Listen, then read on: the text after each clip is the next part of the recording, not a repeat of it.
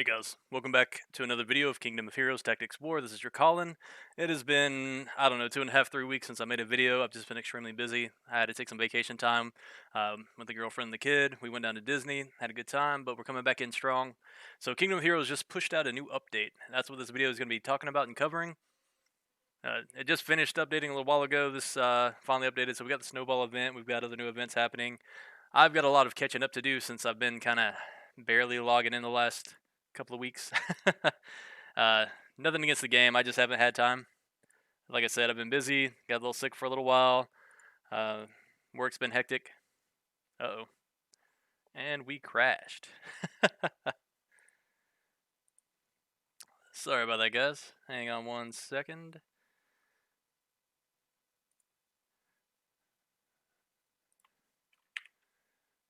That's kind of crazy. All right. You can see some different things on this screen. I've been testing a bunch of games in the last couple of weeks as well, trying to find something else to add more content since we haven't gotten a lot of updates to the game lately. I've tried Heroes War Counterattack, or yeah, Heroes War Counterattack. It's not too bad. It's alright. Not great, nothing game breaking there, but if you guys wanted to try it out, I'll be making some videos about it too in the future. If you guys know of any games you would like to see me make videos about, just leave it in the comments below. See if we can't get this started back up pretty quick.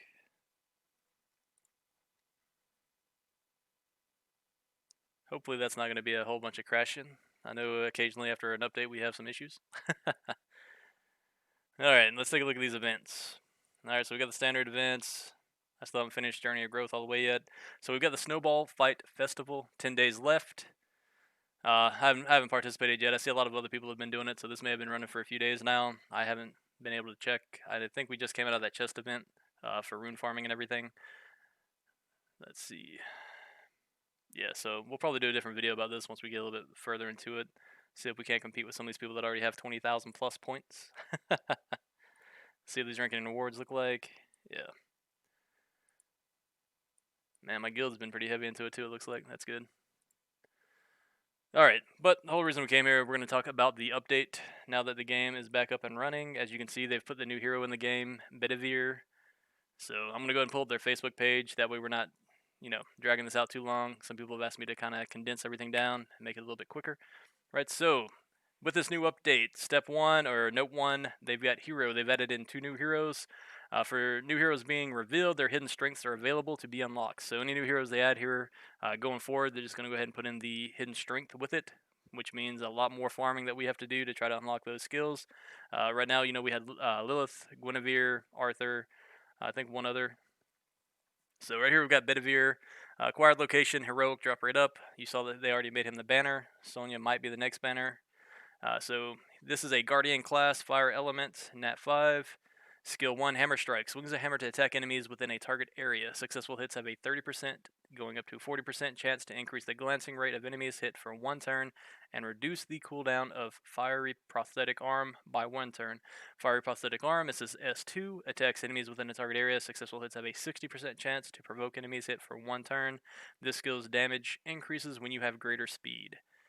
Skill 3, Charge Prosthetic Arm. Bedivere successful hit has a 35% chance to increase his speed for 1 turn. Additionally, if he has 3 or more buffs at the end of the turn, he and his allies recover 10% of their action gauge. So, and then Skill 4, if Bedivere has a speed buff at the start of the turn, he gains increased defense for 2 turns. Additionally, if his HP is below 30%, he gains a shield for 5% of his max HP for 1 turn at the end of the turn. So obviously this guy needs to be built fast. He does an AoE skill, so I would build him either on a Swift set or an Earthquake set and get as many speed subsets as possible. And then for his slots 2, 4, 6, I would go speed, HP, HP, just to offset the shield and give him the faster speed to kind of counter fight his opponents buffing these skills. So Sonya is a Nat 4 priest type element, which we have a lot of a lot of green priests, I feel like, that are already pretty good. So I'm kind of surprised that they added another tree priest into the game. Skill 1, play the tambourine. Plays the tambourine to attack the target enemy with a sound wave. Successful hits have a 70% chance to reduce the target's mobility for 1 turn. That's been a running trait with a bunch of their newer heroes, decreasing mobility. Skill 2, Song of Removal. Recovers the action gauge of the target ally by 40% and removes all debuffs from them. Successfully removing debuffs reduces Dance of Recovery's cooldown by 1 turn. Dance of Recovery, which is the S3, recovers the HP of you and surrounding allies by 15% of max HP. If those you recovered were below 10%, you grant them with increased mobility for 1 turn. And then you've got S4, which is Staccato. If Sonya has a buff at the start of the turn, she increases the speed of herself and allies for 1 turn. Nothing too groundbreaking here. The action gauge of one opponent's pretty nice. I guess you could kind of use her to force somebody to move ahead if you were to build her out, right? Like get one of your DPS that build them super attack based with no speed and use her to increase the attack gauge so you don't get cut into by another enemy team. Alright, so note 2, balancing certain in-game heroes, Suzaku. So, new hero from the last big update with Broken King. They went ahead and balanced this hero. Let's see, Sky Splitting Light. After the change, what are we changing on here? Continuous damage is the same, successful hits are the same. And crit hits, successful crit hits. Okay, so this is not relying on a crit hit to reduce the splitting blade by 1 turn. Now it'll just do it as soon as it uses it looks like. As soon as you move. Special move, Sky Splitting Blade. The change would be if you kill the enemy, all your cooldowns are reduced by 1 turn. Skill power is increased. Alright, so they just increased the damage that's coming off of the S2 on Suzaku. And then the 4 Guardians revive. Before, Suzaku has the protection of revival of the 4 Guardians. If his hit points become 0 in battle, he will revive with max HP, can only occur 1 time per battle. Now, he's got the protection of the 4 Guardians. If his HP becomes 0 in battle, he will revive with max HP, 1 time per battle, and get 50% of his action gauge. Alright, so that's a huge change, right? That 50% action gauge, that means he's going to cut in front of, or potentially cut in front of the other enemies. He's definitely going to cut in front of the enemy that hit him and killed him. So that's a pretty big buff. I'm kind of curious how good that's going to make him. Aran and Aran, right? These are the tree twins. We don't have Suzaku on my account, but we do have the twins. I haven't built them out. I've just got a max level for 5-star. So the changing fangs of the tree. Let's see. Originally, there was a successful hits have a 35% chance to reduce the cooldown of fresh fruit by 1 turn. They're adding in some skill ups for it to make it 55% chance to apply continuous recovery for 1 turn on the ally with the lowest HP. Additionally, if you have an active shield, your successful hits increase the glancing rate of enemies. So it completely changed the Fangs of Tree ability. So now it's giving you continuous recovery instead of reducing the cooldown of the other ability. And if you have a shield, it gives you glancing rate on enemies for 1 turn. Apple Tree Shield. Before the change, if they are attacked within the attack radius of Fangs of the Tree, they have a 40% chance to counterattack. Now they still have the 40% chance to counterattack, and if they don't have an active debuff at the start of the turn, Fresh Fruit's cooldown is reduced by 1 turn. Okay, so they took that off of the Fangs of the Tree, put it on Apple Tree Shield. But chances of you not having a debuff in an actual fight's pretty... it's going to be pretty rare. And then Genbu, 4 Guardians Mirror, protection of reversal of 4 Guardians. When receiving a direct attack from an enemy, Genbu has a 40% chance to give debuffs that are activated by the attack back to the enemy. Does not apply to provoke. After the change, alright, Genbu is immune to transfer debuffs when receiving a direct attack from an enemy. Genbu has a 40% chance to give debuffs that are activated by the attack back to the enemy. Still does not apply to provoke. And then note 3, Aran and Aran, or Arian and Aran. Fangs of the Tree level up option has changed, right? So the skill ups basically, they've done increase effect rate 5%, increase damage 10%, increase effect rate by 10%. After the change, they've basically just added 5% to everything. Or I'm sorry, they added more damage. They took the effect rate down by a total of 10%, which is where they made up for it by adding that into the actual skill. Remember, they took it from 35 to 45%. So you're not really losing anything there. You're gaining 10% more damage than what they were giving originally after you put the 3 skill ups into it. Hidden Strength is being added to Gabriel. Oh, I'm sorry, Gabriel. Hidden Strength is being added to Nixia, Prey, Lucifer, and Merlin. So that's nice. We've got basically 6 more heroes now that have Hidden Strength paths that we need to try to level up. Merlin definitely needed it. Lucifer, he was okay where he was being used, but he wasn't great. Nobody was actually going to build him out. Even with the Hidden Strength, I don't know how useful the 2 of them are going to be long term. Prey and Nixia, Very good heroes. A lot of people sleep on both of them or don't put a lot of resources into them, so they say they're not good. But once you start investing into them and you actually put decent runes on them, give them some skill ups, they really do shine. Especially Prey, if we're talking about Arena, and Nixia, I've been using on Guild War Defense since I got her. Even without skill ups, she was definitely making a difference there. And I've started putting all my current skill ups into her because I want to see how good we can make her. Because I think she pairs well with a Earthquake runed Ingwe, right? Because it's a lot of stuns going out. Another note, balance the hidden strengths for certain heroes. So Suzaku's hidden strengths got balanced. Um, yeah, I'm not gonna go through all that. Like, it's just a bunch of notes. So the twins, R and Aaron, they got theirs balanced. Guinevere was balanced. Arthur added a feature that resets hidden strengths. So you can use 50 crystals to reset the hidden strengths that were unlocked. Upon reset, materials used when unlocking the hidden strength are returned to the user, while heroes used as materials are not returned. Unlocking previously unlocked hidden strengths will not require a hero as material. All right, so that's what that's saying, right? Like there's usually 3 to 4 slots within the hidden strength that require a duplicate hero to be sacrificed to it to unlock it. So if you already unlock those nodes and then you do the reset, you will not get those heroes back to use as fodder, but they do still activate those skills once you put the memory uh, resources back into them. 4 added storage space to hidden strengths. From the storage, you can view how many awakening materials you have, and you can also combine or break awakening materials. That's great. That's going to save us a lot of time of bouncing back and forth to try to do it. So very nice user interface there. 5, they improved the hidden strength user interface. When viewing hero materials to unlock hidden strengths, locked heroes can be seen. Tap locked heroes to unlock immediately. When selecting a hero material, the same hero as the one you are trying to unlock hidden strengths is shown with an exclamation point. Heroes with hidden strengths can be unlocked are shown with a exclamation point. So that's great because I've been leaving mine unlocked, and I've accidentally fed a few that I didn't want to feed. So this is going to help keep from feeding things that you don't mean to feed. Let's see, runes. They improve certain rune set effects. So the pincer rune, which is one I haven't really farmed yet, which I would like to farm. Need 4 of them. Assist an ally performing a pincer attack. On pincer attack, 15% of damage inflicted by ally damage inflicted can be increased up to 55%. Additionally, for every participant for the pincer attack, there's a 30% chance to afflict an increased damage received debuff on the target. Cannot be applied to bosses. That kind of sucks. Increased damage received upon receiving damage. So that debuff that you're going to put on them once you do the attack is going to increase the damage they receive by 30%. So that's pretty nice. It's kind of like Mark, the ability Mark in other gotcha games, where it just increases the damage received.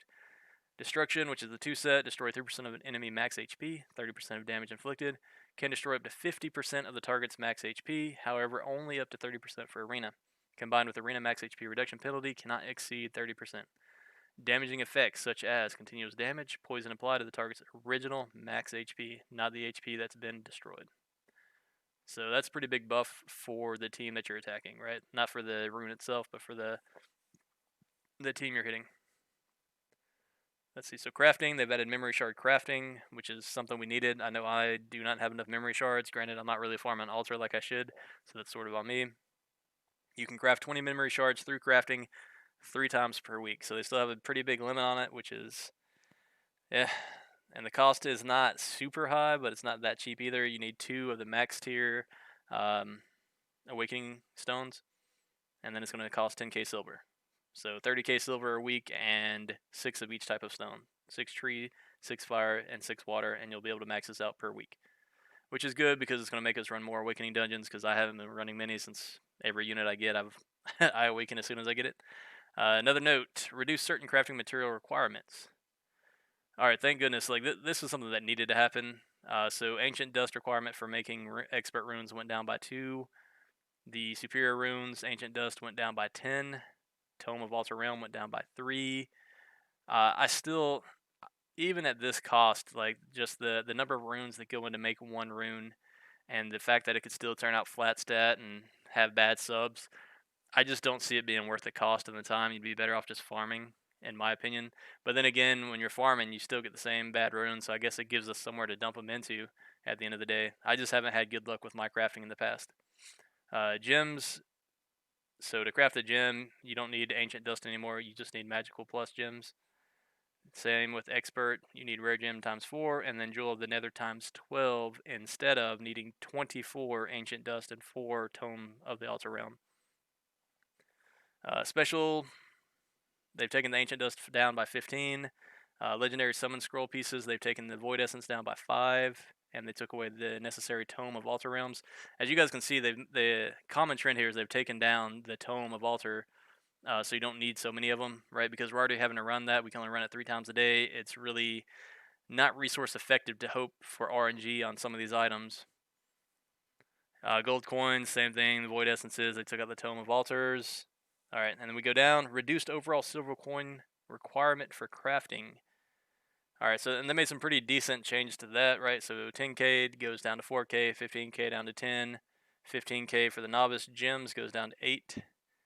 Not quite a half cut on all of these, but still, like, it's just, is it really going to be worth it? And I don't think so. I think we're just going to be better off farming, selling that to use for roll-up material. Change crafting limit of certain crafts. You can make 3 more superior runes per month. Oh, I'm sorry, 10 more per month. So it's a +7 change to rune crafting and a +1 change to gem crafting per week and per month. Note 6, after Monday, a notification is shown to notify that the crafting limit has been reset. Requests. You can now complete all requests at once. New heroes that were added since Season 2 have been added to the request dispatch bonus, which is great. 3 added memory shard to emergency requests, which, I mean, I'm glad they're giving us more ways to get memory shards. Like I said, you add more units in with hidden paths, but you don't give us a way to get more resources, so how are we supposed to roll the units up? How are we supposed to know if we're doing the right thing? 4 added new runes to normal and emergency requests. Okay, sure. Like, I don't know about you guys, but I don't get good runes. I usually get blue runes, and if it's not a legendary or better 6-star rune, it gets sold. 5, reduce the finishing time of certain requests. Alright, so rune awards have gone down by an hour. The emergency went down by an hour. Silver coin rewards went down by 30 minutes for most of them, an hour for a few others. XP reward went down by 15 minutes. Went down by an hour for a couple of them. For request reward, silver coin reward amount has been increased slightly, which is great because why do we want to run an hour plus time to get 5k silver that we're just going to blow immediately on anything? 7 resistant runes dispatch bonus has been changed to heroes categorized in Dante. Tower of Arrogance. Reduce the difficulty of element-specific Tower of Arrogance. Water, Fire, Tree element. Monsters of the opposite element that appear on every 10th floor have been reduced to a max of 3. Alright, that's going to be a huge help to us. Because once you start getting to the higher tiers, that gets so hard to defeat somebody that's got bonuses against your, got elemental resistance to your guys. Light and Dark, monsters of the same element, or opposite element, appear on every floor have been reduced to a max of 3. 2, reduce the speed stat of the Tower of Arrogance's boss, Lucifer. Battle turn limit for hard Conqueror difficulty for new adventure districts of Season 2 has been increased. Hard has gotten a +5, Conqueror has gotten a +10 turn increase. That's pretty nice. Quest. I mean, I say it's pretty nice. For new players, that's pretty nice, but I guess they had to do that for the new districts because some of those new districts are pretty difficult to try to get 3 stars on. I don't know if you guys have tried to do the 3 stars, but it takes some effort. Quest. Certain crafting related quest completion requirements have been changed. Season 2 main quest, Chapter 4, Part 3, craft a rare grade rune 3 times. They've changed that to intermediate, rune crafting 3 times. Chapter 6, Part 1, craft heroic grade rune 3 times has been changed to expert rune crafting 3 times. So that made it a little bit easier. That way we don't have to waste as many resources. Path guide, rune gem crafting. Yeah, they just made it easier. Took it down from rare to intermediate, heroic to expert, rare to intermediate, and heroic to intermediate. So nothing big there. Improved movement between main quests for Season 1 and 2. You can now move between Season 1 and 2 main quests through a switch button at the main quest page. That's in the upper left-hand corner, as you guys can see on the screen.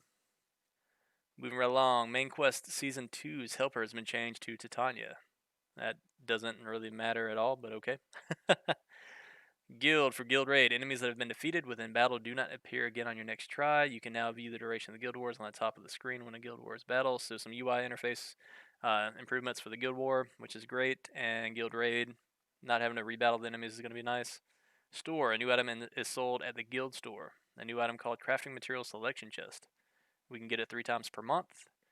we can get Tome of the Altar Realm times 5, or Jewel of the Nether times 10, or Ancient Dust times 30. So at least they're giving us more ways to get these materials that are overly needed for all the crafting. 2, ending the sale of previously sold items at the guild store. So they're getting rid of Summon Scroll Advanced, they're getting rid of 3-star Antares piece, 3-star Cherry piece, and 3-star Equeternia piece. Great. I mean, we really don't need them in there. It was just a waste of space. I wasn't buying them. I mean, I would buy the advanced scrolls occasionally, but usually I would just invest in the redstones. For the Ancient Store, legendary item reset count has been changed to times 20 per week from times 10, so they doubled the number of legendary item resets you can do in the Ancient Store. That's going to be good for some people. Ancient Store is still a little bit too expensive for my blood. For the Silver Coin Store, the price of runes and gems have been slightly reduced. That's going to make it easier on new players coming into the game to build up their heroes.